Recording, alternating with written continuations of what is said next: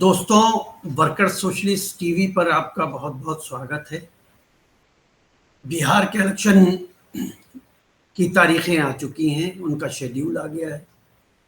बिहार के अंदर political parties के अंदर एक गहमा गहमी है। पार्टीज अपने चुनाव की तैयारी में लगे हुए हैं। आज इसी पर एक बहुत अहम गुफ्तगू और एक बहुत ही अहम शख्सियत के साथ हम करने जा रहे हैं। हमारे साथ WSP के स्पोक्स पर्सन मौजूद हैं, जिनके से हम पूछेंगे कुछ तल्ख सवालात और उनसे जानने की कोशिश करेंगे कि बिहार के इलेक्शन में जो ये दो खेमे के अंदर पूरा पॉलिटिकल पार्टीज बढ़ गई हैं, इसके बारे में उनकी क्या ओपिनियन है। मेरे साथ हैं स्पोक्स पर्सन WSP के जनाब राजेश त्यागी साहब। आपका बहुत बहुत स्वागत है राजेश जी। और मैं आपसे पहला सवाल यही पूछूंगा कि आपका जो वर्कर सोशलिस्ट पार्टी है, जिसने ये कहना शुरू कर दिया है कि ये जितनी भी जो दो फाड़ वहाँ पे बिहार के अंदर दलों के हो गए हैं, दोनों जो हैं दक्षिणपंथी हैं, और CPIM लिबरेशन, ये सब के सब जो हैं उन्हीं दक्षिणपंथी लोगों के पीछे बंध गए हैं। इस बारे में आपका क्या राय है, और हम आपसे समझना चाहेंगे कि आप ये क्यों कह रहे हैं, जबकि हम ये समझते हैं कि CPI और CPIM और CP ये सब लोग अपने आप को वामपंथी क्लेम करते हैं। तो आपका क्या इस बारे में विचार?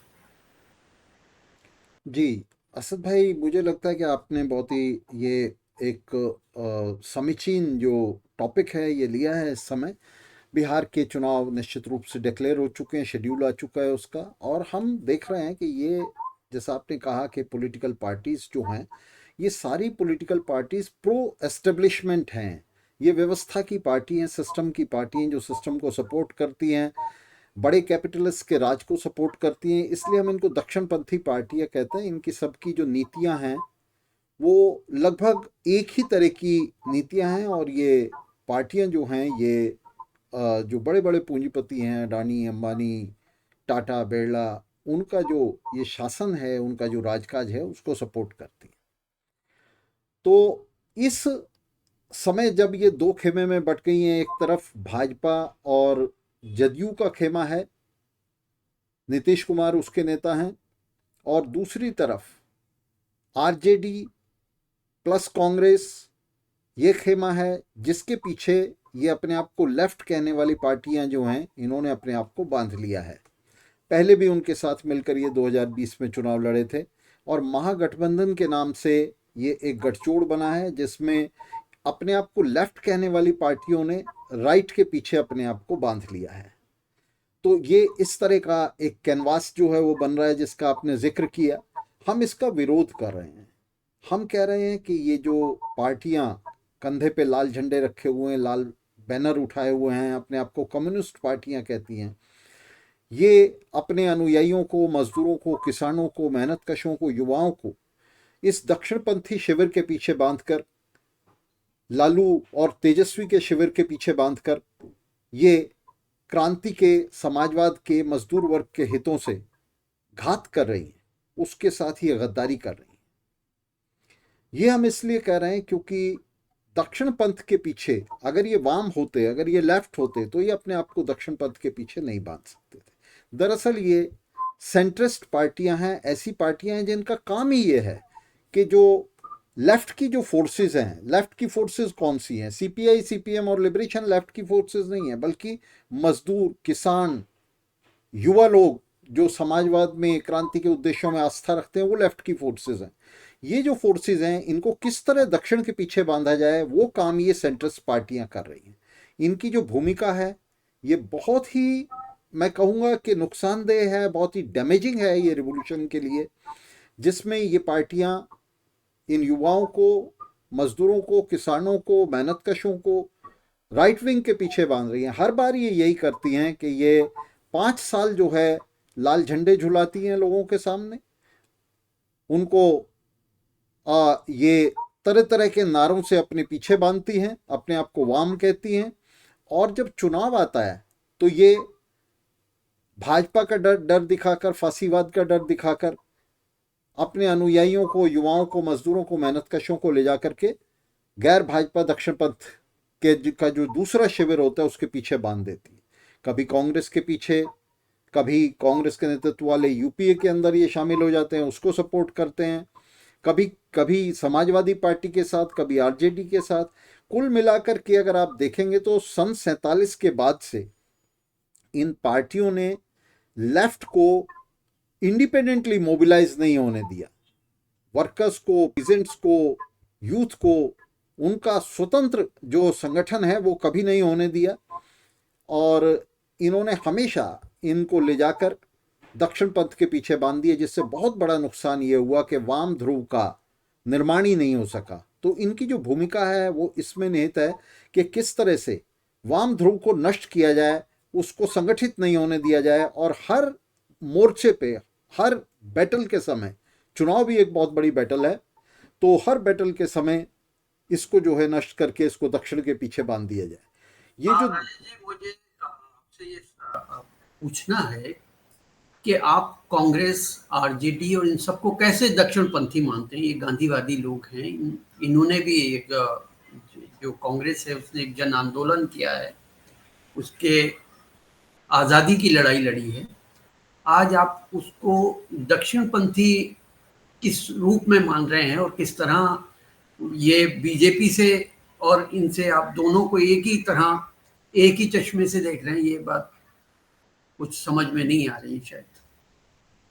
जी, ये बहुत बहुत आपने मुझे लगता है कि महत्वपूर्ण सवाल खड़ा किया है, और हमारे जो भी दर्शक हैं उनके लिए भी ये बात समझने की है कि हम इनको दोनों को, इन दोनों शिविरों को, इन सभी पार्टियों को दक्षिणपंथी कहते हैं।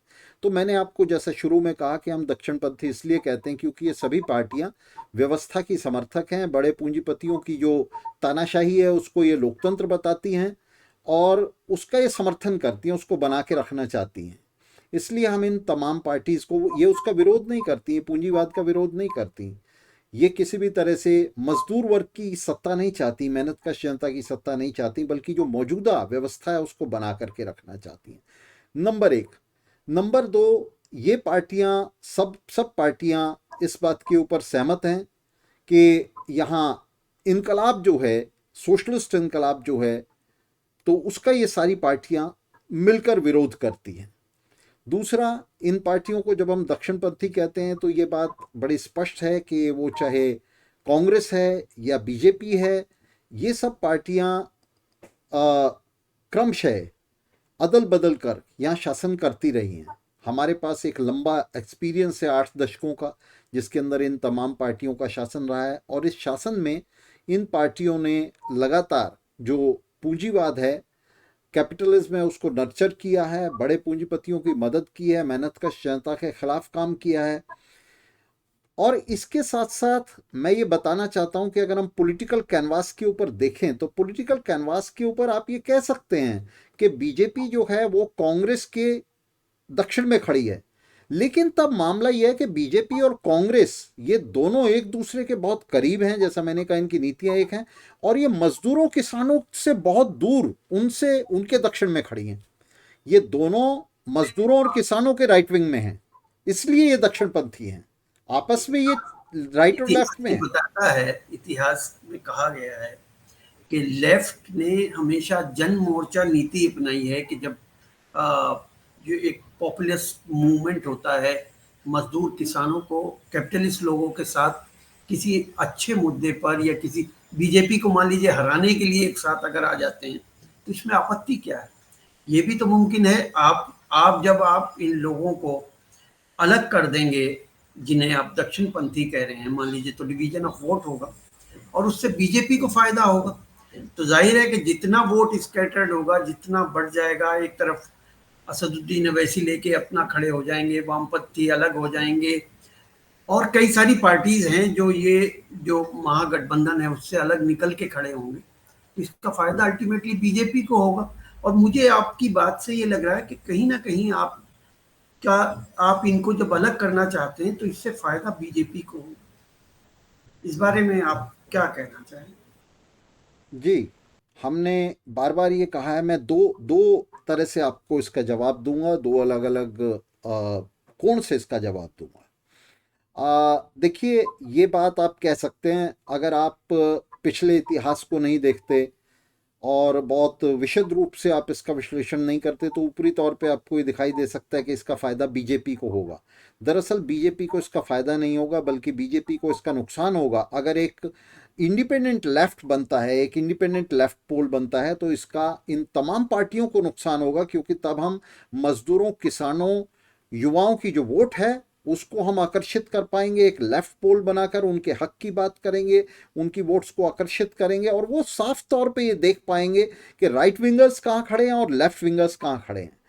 अगर हम इन लोगों को, अपने अनुयायियों को, जो मजदूरों के, किसानों के, युवाओं के बीच में उनको ले जा करके तेजस्वी और लालू के पीछे बांध देंगे, तो ये एकदम ब्लर हो जाएगी। जो चेतना है मेहनतकश जनता की, वो एकदम ब्लर हो जाएगी, और उनको ये समझ आना बंद हो जाएगा, धुंधली हो जाएगी चेतना, समझ आना बंद हो जाएगा कि कौन लेफ्ट है और कौन राइट है। नंबर एक। नंबर दो, मैं आपको कहना चाहता हूँ कि जो लेफ्ट हैं, अगर हम लेफ्ट हैं तो हमारे लिए बहुत ज़रूरी है कि हम अपना इंडिपेंडेंट मोबिलाइजेशन करें और लेफ्ट और राइट के बीच में वोट्स का बंटवारा कर दें, वर्गों के बीच में, क्लासेस के बीच में वोट का बंटवारा कर दें।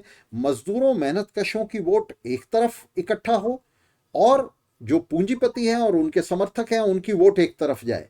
ये लोग कितने हैं, पूंजीपति कितने हैं, उनके समर्थक कितने हैं? वो बहुत नहीं है।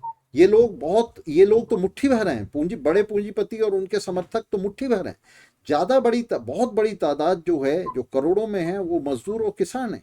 लेकिन उनकी चेतना को धुंधला कर दिया गया है पिछले 8 दशकों में। उनको ले जाकर के इन नेताओं के पीछे, जो दक्षिणपंथी नेता हैं, चाहे उसमें राहुल गांधी हैं, चाहे उसमें अखिलेश यादव हैं, चाहे उसमें लालू प्रसाद यादव हैं, या उनके बेटे तेजस्वी यादव हैं, या ममता बनर्जी हैं, हर बार ये हुआ है कि इन दक्षिणपंथी नेताओं के पीछे बांध दिया गया, जिसका खामियाजा लेफ्ट को उठाना पड़ा है, लेफ्ट की फोर्सेस को उठाना पड़ा है। उनकी इंडिपेंडेंट मोबिलाइजेशन नहीं हुई। चुनाव में हर बार क्या हो रहा है, हर बार ये हो रहा है कि आप वोट भी काउंट नहीं कर सकते कि लेफ्ट को कितना वोट पड़ा है। लेफ्ट के कैंडिडेट्स को जो वोट पड़ता है उसमें दक्षिणपंथियों का वोट जो है वो मिल जाता है। मान लीजिए आरजेडी और कांग्रेस के साथ मिलकर वहाँ चुनाव लड़ते हैं, तो इनके जो कैंडिडेट जीतेंगे, सीपीआई, सीपीएम और लिबरेशन के, उनको दक्षिणपंथी पार्टियों का भी वोट मिला होगा। आप नहीं बता सकते इनका कितना वोट है, और इनका जो वोट है वो दक्षिणपंथी पार्टियों को, उनके नेताओं को ट्रांसफर हो जाता है, वो कांग्रेस और आरजेडी को ट्रांसफर हो जाएगा।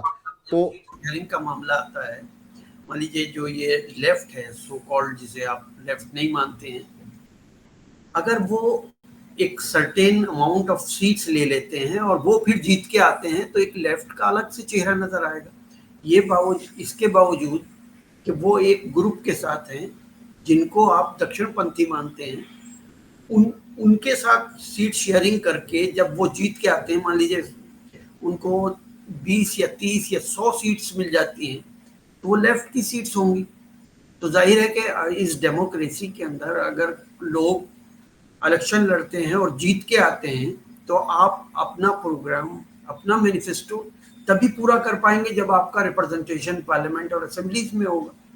अगर आप मान लीजिए इस तरीके से लड़ेंगे कि जहाँ पे वोट शेयरिंग नहीं होगा, आप ये पूरा हमारे देश के अंदर जो एक सेटअप है, हमारे यहाँ जातिवाद का सबसे बड़ा, पार्टियां जातिवाद के उस पर चली हुई हैं। लेकिन जब ये सोशल इंजीनियरिंग होती है कि दो जातियां एक जगह मिलके और इकट्ठी होके एक वामपंथी या कहना चाहिए दक्षिणपंथियों को हमें हराना है, तो जाहिर है कि ये तभी मुमकिन हो सकता है कि जब हम वोट शेयर करें, हमारा वोट उनको मिले और उनका वोट हमें मिले। तो शायद ये जो एक लेफ्ट का या वामपंथियों का एक चेहरा साफ उभर के आएगा। क्या आपको ऐसा नहीं लगता? आपने बिल्कुल ठीक कहा कि ये जो समीकरण है, जो चुनाव में समीकरण चल रहे हैं, वर्ग के समीकरण ना होकर के, क्लास के समीकरण ना होकर के, क्लास इक्वेशन ना होके, ये जाति, धर्म और क्षेत्रवाद के समीकरण हैं। अब बड़ी मजे की बात ये कि जिन पार्टियों के साथ ये गठबंधन कर रहे हैं वहाँ, सीपीआई, सीपीएम और लिबरेशन वाले, ये पार्टियां तो खुद इस जातिवाद और क्षेत्रवाद की समर्थक हैं। आरजेडी से ज्यादा जातिवाद और क्षेत्रवाद की समर्थक कौन सी पार्टी होगी? ये तो प्राइम पार्टी है जातिवाद और क्षेत्रवाद की। और इसके साथ साथ मैं आपको बता दूं कि दूसरी पार्टियां जैसे विकासशील इंसान पार्टी है मुकेश साहनी की, जिसने पिछले चुनाव में 2020 में बीजेपी के साथ मिलकर चुनाव लड़ा था, एनडीए का पार्ट थी, उसको बीजेपी ने 12 सीट दी थी, तो 12 टिकट दी थी। तो इन अब की बार वो पार्टी जो है आरजेडी की बैंडवैगन को ज्वाइन कर रही है।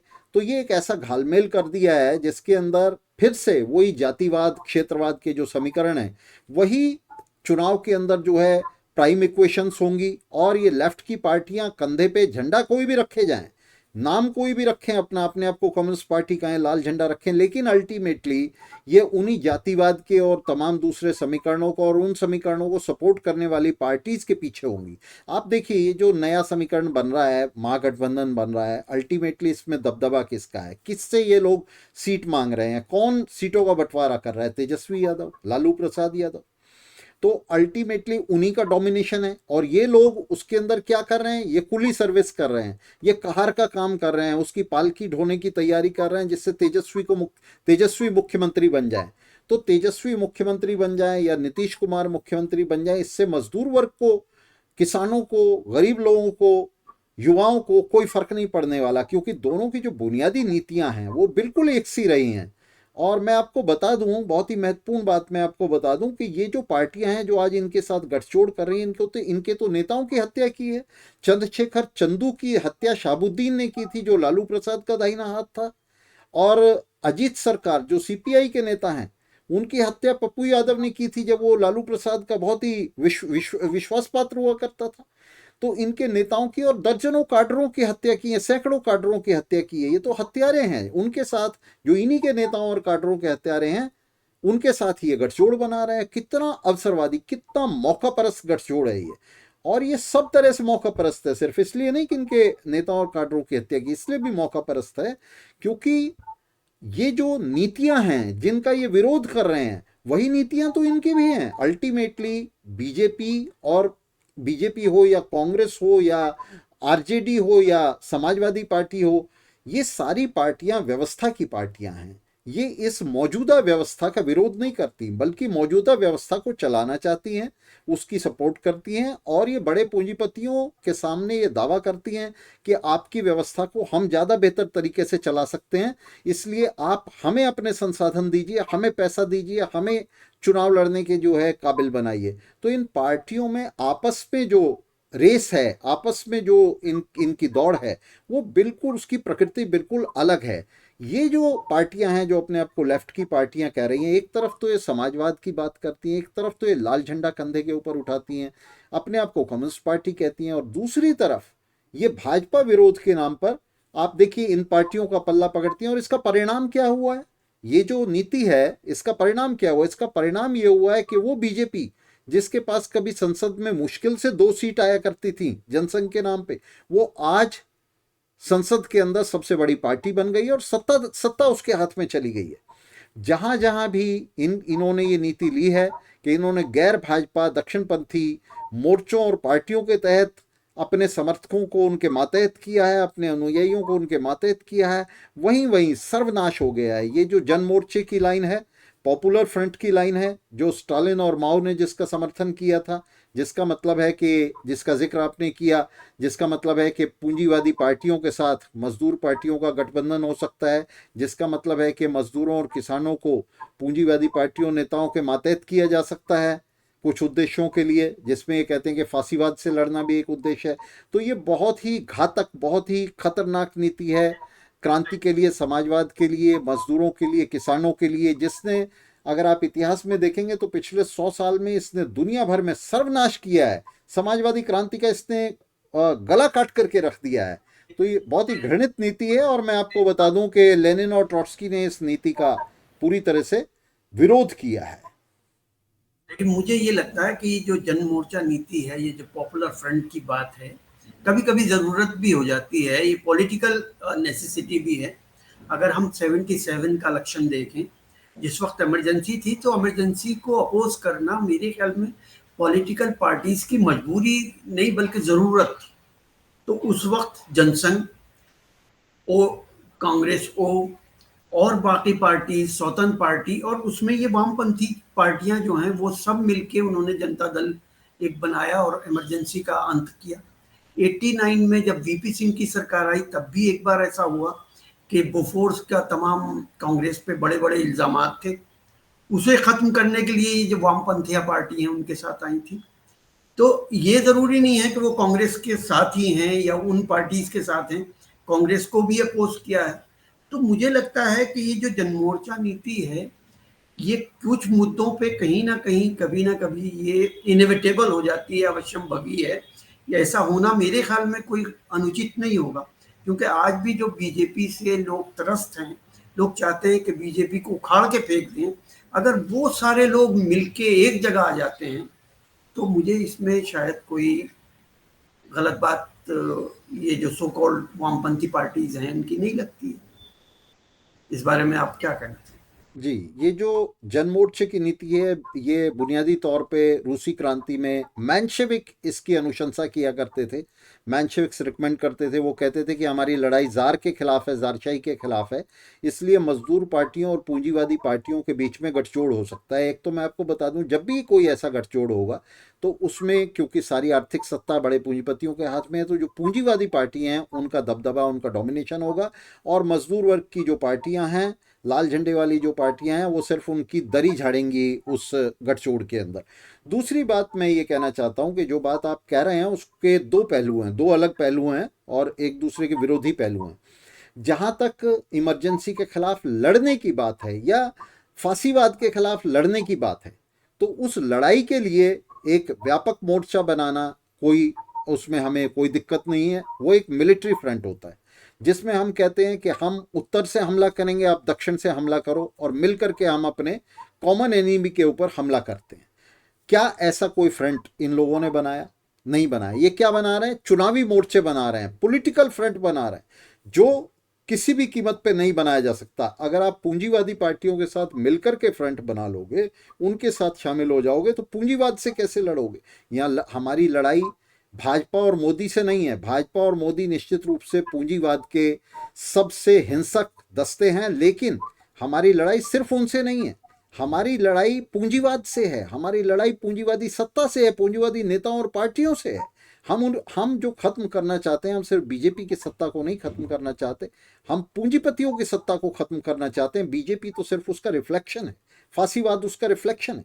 हम फांसीवाद से लड़ना चाहते हैं, हम पूंजीवाद से भी लड़ना चाहते हैं, तो पूंजीवाद की सत्ता को हम खत्म करना चाहते हैं। अब यहाँ हम जहाँ फांसीवाद से लड़ने की बात है, आपको एक रैली करनी है, आपको अपनी जनसभाओं की प्रोटेक्शन करनी है, आपको बीजेपी की जनसभाओं को उखाड़ना है, उसके लिए हम आरजेडी के साथ, समाजवादी पार्टी के साथ, ममता बनर्जी के साथ निश्चित रूप से हम तैयार हैं कि आइए हमारे साथ शामिल होइए, हमला कीजिए उनके ऊपर। लेकिन आप मुझे बताइए, ऐसी कितनी लड़ाइयां हैं जिसके अंदर ये शामिल हुए हैं? इस मिलिट्री फ्रंट के अंदर ये शामिल नहीं होती हैं पार्टियां। अगर इन नेताओं के सामने, मैं आपको कहना चाहता हूं और बड़े दावे के साथ कहना चाहता हूं कि अगर तेजस्वी, लालू, ममता बनर्जी, अखिलेश यादव, अगर इन लोगों के सामने, राहुल गांधी भी उनमें एक हैं, अगर इनके सामने दो विकल्प हों कि देश में समाजवादी क्रांति हो जाए या मोदी राज चलता रहे, तो ये आंख बंद करके बिना सोचे समझे मोदी राज के साथ जाएंगे, ये समाजवादी क्रांति को ऑप्ट नहीं करेंगे। ये झूठे नेता हैं, ये जो अपने आप को लेफ्ट कहते हैं, ये हैं जो इनके साथ जा रहे हैं। आप मुझे कोई भी ऐसा मोर्चा बता दीजिए जिसके अंदर इन पार्टियों का, सीपीआई, सीपीएम या सीपीआई में लिबरेशन का डोमिनेशन रहा और उनके डोमिनेशन में तेजस्वी यादव या लालू यादव या अखिलेश यादव या ममता बनर्जी आए हों। तो इन पार्टियों के डोमिनेशन में ये नहीं आएंगे, ये अपने डोमिनेशन में इन पार्टियों को शामिल करते हैं, और ये पार्टियां और नेता उसमें शामिल होते हैं, और खुद ही डोमिनेट नहीं होते हैं, अपने अनुयायियों को भी ये उस डोमिनेशन में शामिल करते हैं, उनको सबॉर्डिनेट करते हैं इनकी लीडरशिप के। आज जो महागठबंधन बिहार में बन रहा है, ये बड़े दुर्भाग्य और दुख की बात है कि उस गठबंधन का जो नेता है वो तेजस्वी यादव है, और ये जो लोग हैं, दीपंकर भट्टाचार्य हैं या डी राजा हैं, ये हैं, आप देखेंगे ये किस तरह से उनकी चिरौरी कर रहे हैं, भीख मांग रहे हैं उनके सामने सीट्स के लिए। और बड़ी मज़े की बात आपको मैं बताता हूँ, कल दीपंकर भट्टाचार्य का बयान आया। उन्होंने कहा कि अगर हमें जो है 30 सीटें कम से कम इसमें नहीं मिलती हैं, तेजस्वी यादव 19 सीटें ऑफर कर रहे हैं उन्हें। वो कह रहे हैं कि अगर 30 सीटें नहीं मिलती हैं तो हमारे और भी विकल्प खुले हैं। तो इनके और विकल्प जो हैं, उन विकल्पों में क्या है? उन विकल्पों में है कि ये स्वतंत्र चुनाव लड़ेंगे। तो स्वतंत्र चुनाव लड़ने का जो विकल्प है वो इनका आखिरी विकल्प है। और पहला विकल्प है तेजस्वी यादव के सामने जाकर के भीख मांगने का। पहला विकल्प है तेजस्वी यादव के साथ मिलकर के चुनाव लड़ने का।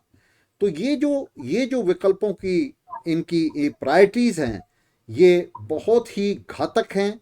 और इन्होंने पिछले इन 80 सालों में पूरी तरह से क्रांति को नष्ट कर दिया है। समाजवाद का नाम लेना इन्होंने बंद कर दिया है, सोशलिज्म का जिक्र तक नहीं करते हैं। ये इसीलिए बड़ी ड्यूबियस भाषा बोलने लगे हैं। ये अंबेडकर को जो है इन्होंने उसका महिमा मंडन किया है। कॉन्स्टिट्यूशन की बात करते हैं, उसको बचाने की बात करते हैं। बूर्जुआ डेमोक्रेसी के ऊपर हमला करने के बजाय उसको बचाने की बात करते हैं। और इन्होंने बहुत ही ड्यूबियस जो टर्मिनोलॉजी है अपनी, जो ड्यूबियस भाषा है, वो इन्होंने अपना ली है। और इसकी वजह यही है कि इन्होंने पिछले 8 दशकों में अपने आप को परमानेंटली, स्थायी तौर पे, ये कोई अब बिहार का ये चुनाव नहीं है, ऐसा नहीं है कि इस चुनाव में ये कमजोर हैं और ये उसके पीछे अपने आप को बांध लेंगे और अगले चुनाव में ताकतवर होकर ये स्वतंत्र लेफ्ट बन जाएंगे। नहीं नहीं, पिछले 8 दशकों में यही किया है इन्होंने। और ये कह रहे हैं, इनका कहना है कि मजदूर वर्ग इतना ताकतवर नहीं है कि वो अकेले चुनाव लड़े, लेफ्ट इतना ताकतवर नहीं है वो अकेले चुनाव लड़े। हो उल्टा रहा है। तेजस्वी यादव इनकी तरफ देख रहा है कि इनके सहयोग से ही सरकार बन सकती है। इनके सहयोग के बिना सरकार नहीं बन सकती, क्योंकि मजदूरों, किसानों, गरीब लोगों को यही तेजस्वी यादव के पीछे बांध सकते हैं लाल झंडे वाले।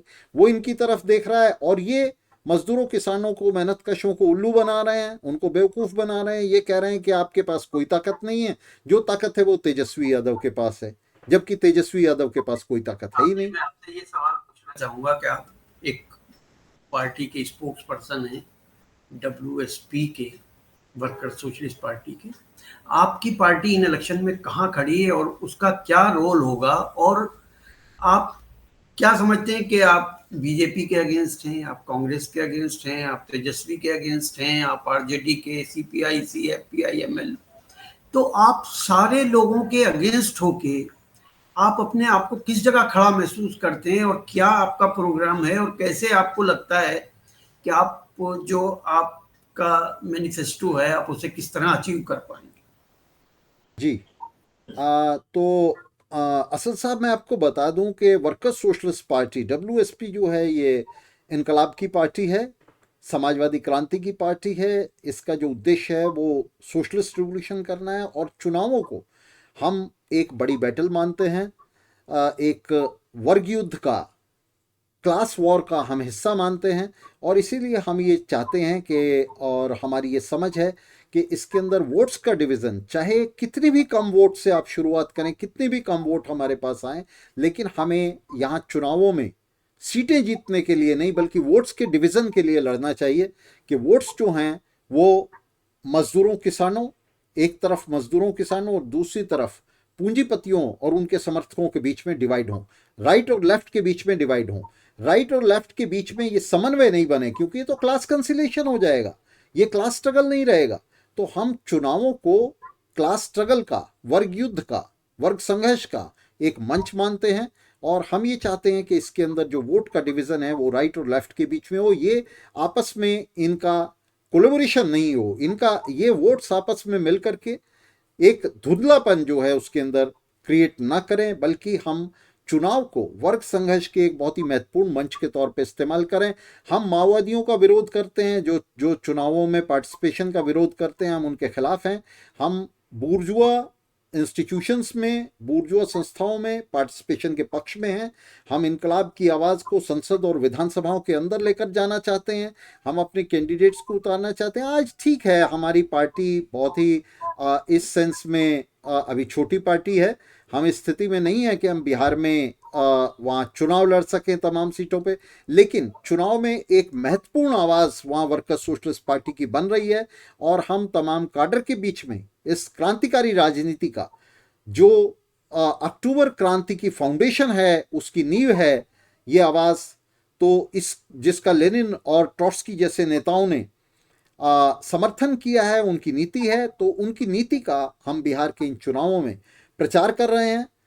काडर तक लेकर के जा रहे हैं और लेफ्ट काडर बिहार में हमारी बात को बहुत ही ध्यान से सुन रहा है और अपने नेताओं के सामने सवाल खड़े कर रहा है। वो पूछ रहा है उनसे कि नीतीश को हटाकर अगर तेजस्वी सत्ता में आ जाएंगे तो इससे क्या होगा। इससे तो होगा ये कि कल को जब तेजस्वी सत्ता में होंगे और वहां मेहनतकश जनता के ऊपर लाठियां चलेंगी, उनके ऊपर पुलिस जुल्म होगा, वहां दमित जातियां जो हैं उनके ऊपर जुल्म होगा, दलितों के ऊपर जुल्म होगा, तो उस समय जो है, उस समय इससे जो लेफ्ट का चेहरा है वो उस पर कालिख लगेगी, उससे कोई फायदा नहीं होगा लेफ्ट का। हमारा लेफ्ट का फायदा तभी होगा, क्रांति के हित में तभी बात होगी जब हम राइट को पूरी तरह से लेफ्ट से अलग करेंगे, लेफ्ट पोल के ऊपर मोबिलाइजेशन करेंगे। आज कम मोबिलाइजेशन हो सकती है, लेकिन अगर लेफ्ट पोल अपने आप को अलग करेगा, वाम ध्रुव अपने आप को अलग करेगा, तो निश्चित रूप से वो एक आकर्षण का केंद्र बनेगा मजदूरों के लिए, किसानों के लिए। उसके पास एक स्पष्ट नीति होगी, वो समाजवाद की बात करेगा, वो समाजवादी क्रांति की बात करेगा,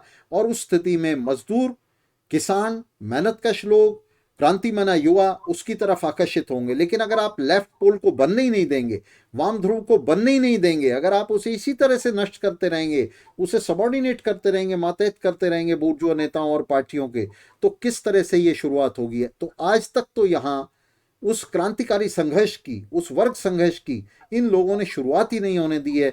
जब भी कहीं चुनाव आता है तो ये लोग वही पुराना राग अलापना शुरू कर देते हैं कि लेफ्ट कमजोर है और लेफ्ट अकेले चुनाव नहीं लड़ सकता, इसलिए उसे भेड़िया ना आ जाए, भाजपा सत्ता में ना आ जाए, तो उसे जो है इन पार्टियों के साथ, गैर भाजपा पार्टियों के साथ मिलकर के चुनाव लड़ना है। जब भाजपा सत्ता में होती है तो भाजपा को हटाना है, जब भाजपा सत्ता में नहीं होती तो भाजपा को सत्ता में आने से रोकना है। भेड़िया आ गया, भेड़िया आ गया, और वास्तव में हुआ ये कि भेड़िया आ ही गया और जंगल पे उसका राज हो गया। तो ये इनकी जो कुत्सित नीति है, इसे उलटना होगा।